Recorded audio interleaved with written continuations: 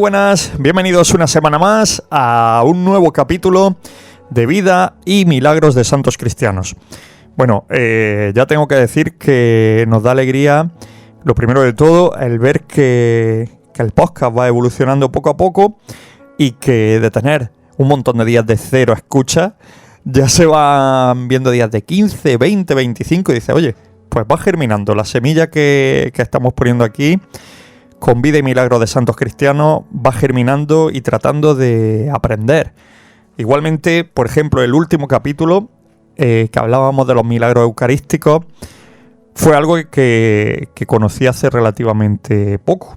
Fue algo que conocí y aprendí y mejoré sobre ello, sobre el aprendizaje de este tema, hará un par de años así aproximadamente.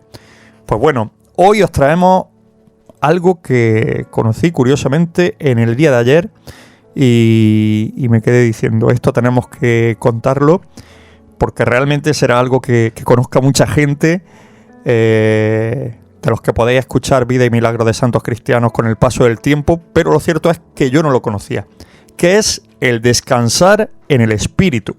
Hoy os vamos a hablar un poquito sobre esto.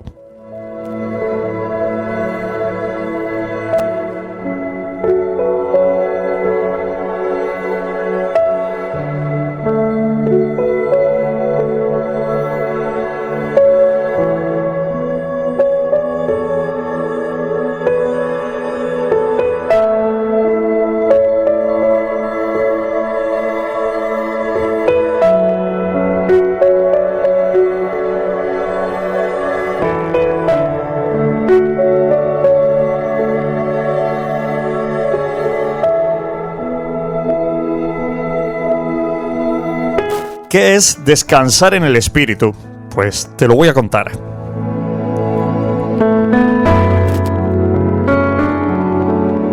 Descansar en el espíritu es cuando la gente le rezan, le imponen las manos encima y van a rezarle, ¿no? Y la gente cae al suelo sintiéndose bendecida por Dios. Cae al suelo, visto por los carismáticos, es un signo de bondad del Señor, puesto que al desmayarse no están más que siendo tocados por la grandeza del Espíritu Santo. Muy importante.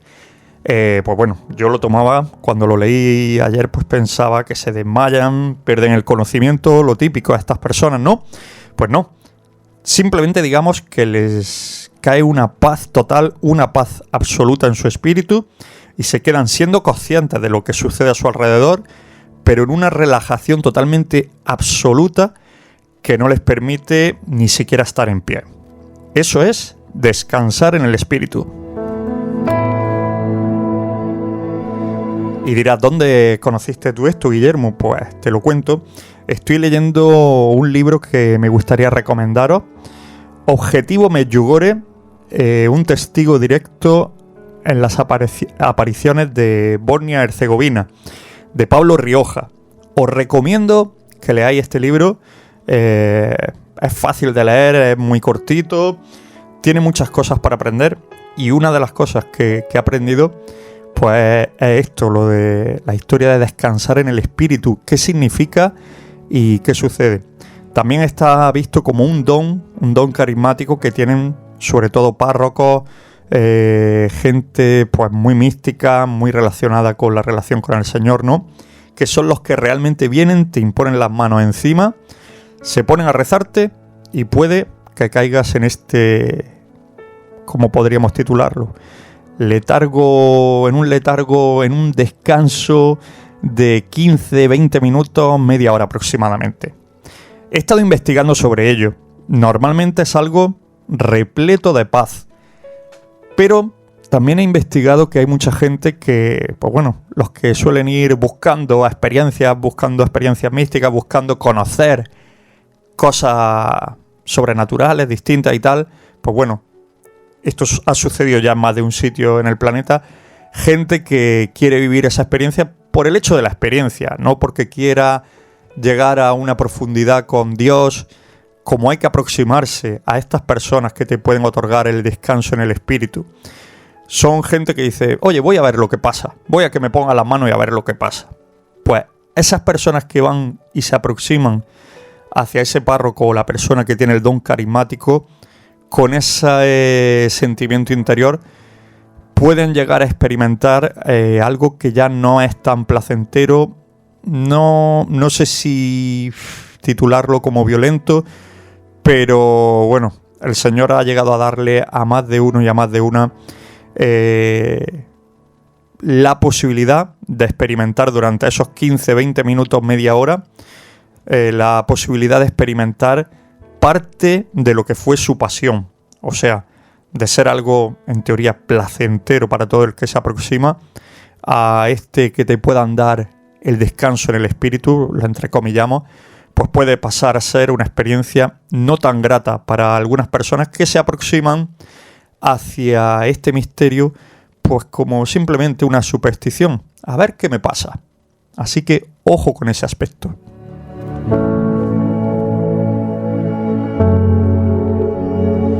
Ya os digo, ayer pude conocer en Objetivo Medjugorje, el libro de Pablo Rioja, este tema que no tenía ni idea de ello.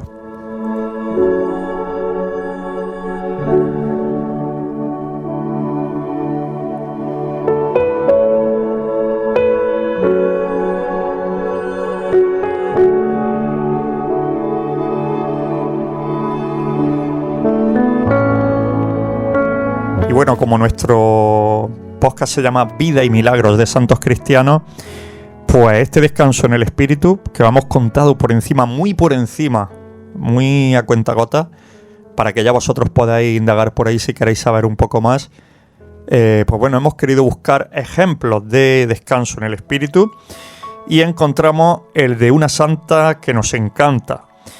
Estoy hablando de Santa Clara.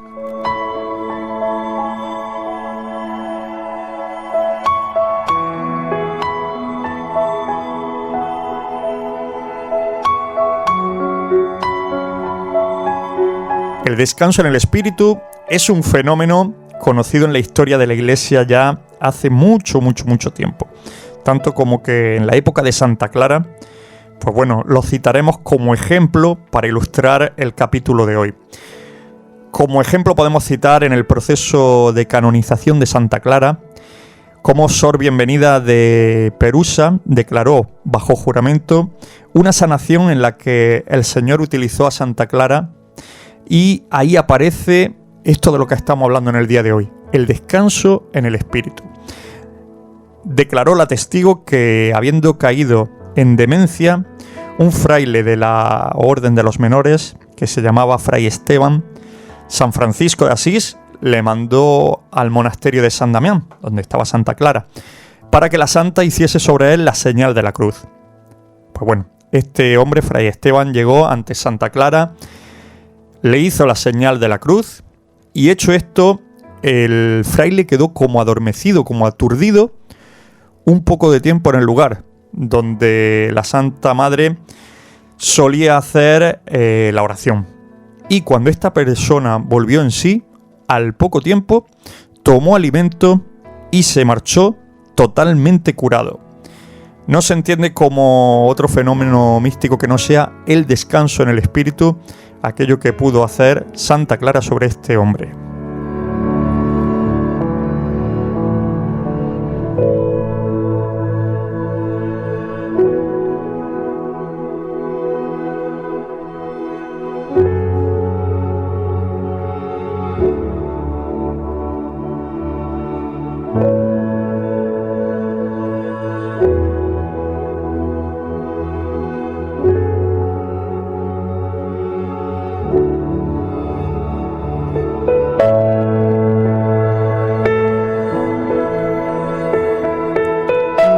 En la historia del mismísimo San Pablo, cuando se convierte a Cristo, pues podríamos decir, de hecho es muy bonita la película de San Pablo que podéis encontrar por ahí, y podréis ver cómo recibió precisamente eso, una especie de descanso en el espíritu, como don de principiantes, en el cual de repente cayó sobre Pablo una fuerza y oyó una voz que le decía: Saulo, Saulo, ¿por qué me persigues? Todo esto estando despierto, no estando adormecido ni nada. O sea, estaba un poco aturdido, pero cayó del caballo, cayó al suelo y sintió todo esto. También se considera un descanso en el espíritu aquello que le aconteció a San Pablo.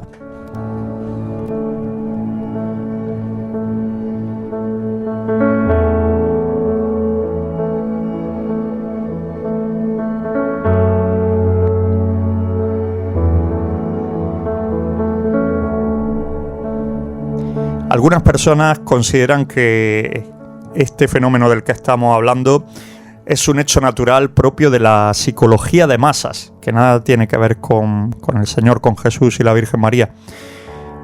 Más bien lo ven como una sugestión colectiva y un contagio por emocionalismo, podríamos decir, ¿no? Y que creen que esto es posible sin necesidad de invocar el Espíritu de Dios. Pues bueno, diremos que la sugestión colectiva no produce frutos espirituales como sí sucede en el descanso en el espíritu.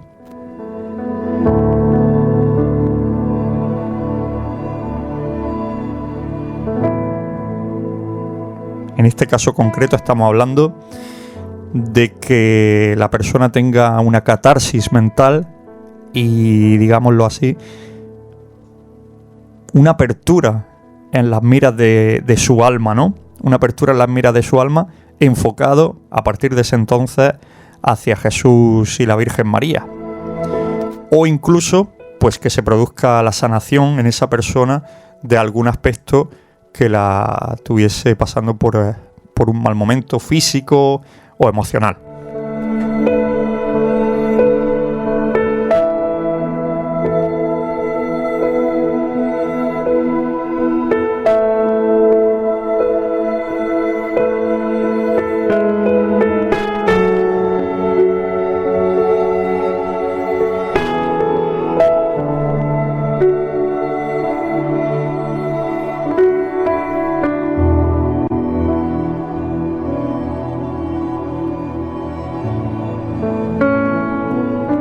Pues bueno, hasta aquí el capítulo de esta semana.